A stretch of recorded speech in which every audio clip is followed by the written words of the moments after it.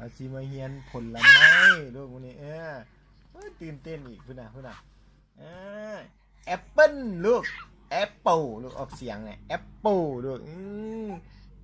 บานาน่านั่นน่ะโอ้ยลูกไปกินเองแล้วลูกบานาน่านี่บานาน่า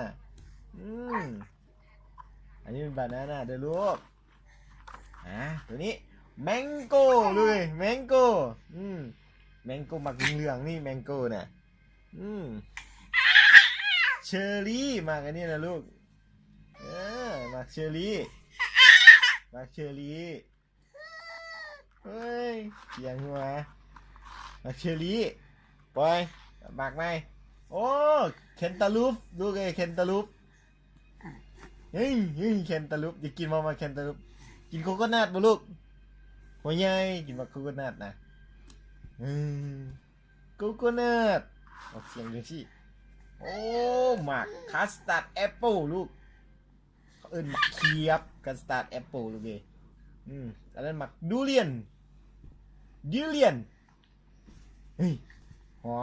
มชื่นใจหมักดูเรียนหมักไม่ปล่อยก่อนโอ้หมักกัวเอิ้นหมักฝรั่งหรือว่าหมักซิดาลูก